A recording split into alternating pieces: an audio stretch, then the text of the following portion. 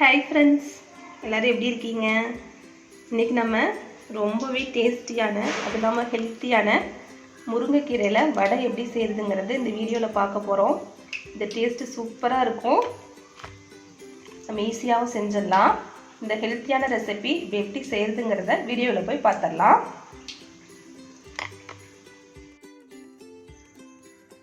முருங்கைக்கீரை வடை செய்கிறதுக்கு ஃபஸ்ட்டு நான் 1 கப் அளவுக்கு கடலைப்பருப்பு எடுத்து ஒரு 2 ஹவர்ஸாக ஊற போட்டிருந்தேன். நல்லா ஊறிடுச்சு. நல்லா வாஷ் பண்ணி எடுத்திருக்கேன்.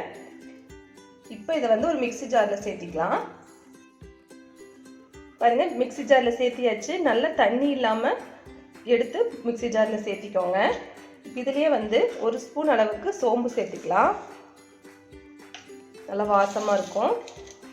இது கூட ஒரு 4 பல் பூண்டும் ஒரு சின்ன துண்டு இஞ்சியும் சேர்த்துக்கலாம். வரமிளகாய் ஒரு 4 மிளகாய் எடுத்திருக்கேன். அதே இது கூட சேர்த்து நம்ம இது கொரகொரப்பாக அரைச்சி எடுத்துகிட்டு வந்துடலாம். நைஸாக அரைச்சிடாதீங்க, கொரகொரப்பாக அரைச்சி எடுத்துக்கலாம். பாருங்க, இந்த அளவு கொரகொரப்பாக அரைச்சி எடுத்துக்கோங்க. 1-2 பருப்பு முழுசாக இருக்கிற மாதிரியே அரைச்சிக்கோங்க. தண்ணியே இல்லாமல் இந்த மாதிரி அரைச்சிக்கோங்க. இதை நம்மளுக்கு வடை தட்டுறதுக்கு சரியாக வரும். இப்போ இது கூட ஒரு பெரிய சைஸ் பெரிய வெங்காயம் எடுத்து இந்த மாதிரி பொடியாக கட் பண்ணியிருக்கேன். ஒரு 4 பச்சை மிளகாய் இந்த மாதிரி பொடிசாக கட் பண்ணியிருக்கேன். அதை சேர்த்துக்கலாம்.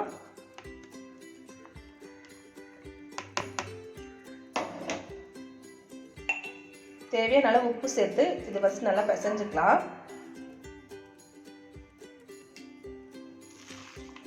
நல்லா கையிலேயே நல்லா பிசைஞ்சுக்குங்க.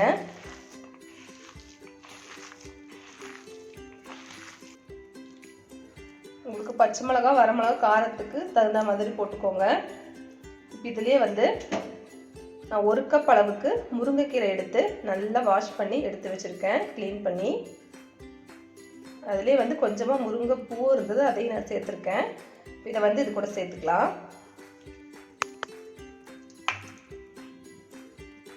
நல்லா மிக்ஸ் பண்ணி விட்டுக்கோங்க. பாருங்க, நல்லா கீரையும் பருப்பு சேர்த்து நல்லா மிக்ஸ் பண்ணியாச்சு. இப்போ நம்ம வடைகளாக தட்டிக்கலாம். ஒரு சின்ன சைஸ் பாலாக உருட்டிக்கோங்க.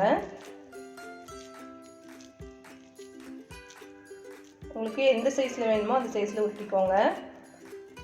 இப்போ வடைகளாக தட்டிக்கலாம். இந்த மாதிரி தட்டிக்கோங்க.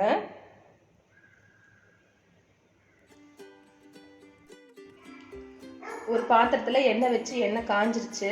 இப்போ நம்ம தட்டி வச்ச வடைகளை சேர்த்துக்கலாம்.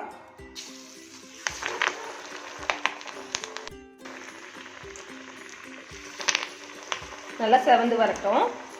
நல்லா கிறிஸ்பியாக சூப்பராக தயாராகிடுச்சு. நல்லா இந்த மாதிரி செவக்க வச்சு எடுத்துருங்க.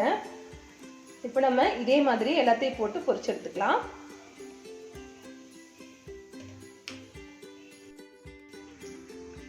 பாருங்க, நம்ம டேஸ்டியான அதே சமயம் ஹெல்த்தியான முருங்கைக்கீரை வடை சூப்பராக தயாராகிடுச்சு. நீங்களும் இந்த ரெசிபியை கண்டிப்பாக ட்ரை பண்ணி பாருங்கள். டேஸ்ட்டு சூப்பராக இருக்கும். கண்டிப்பாக இந்த ரெசிபி செஞ்சு பார்த்துட்டு எப்படி வந்ததுங்கிறத உங்கள் ஃபீட்பேக்கை கமெண்ட் பாக்ஸில் சொல்ல மறந்துடாதீங்க. இந்த வீடியோவை கண்டிப்பாக லைக் பண்ணிக்கோங்க, ஷேர் பண்ணிக்கோங்க, கமெண்ட் பண்ணிக்கோங்க. மறக்காமல் நம்ம சேனலை சப்ஸ்கிரைப் பண்ணிக்கோங்க. தேங்க்யூ.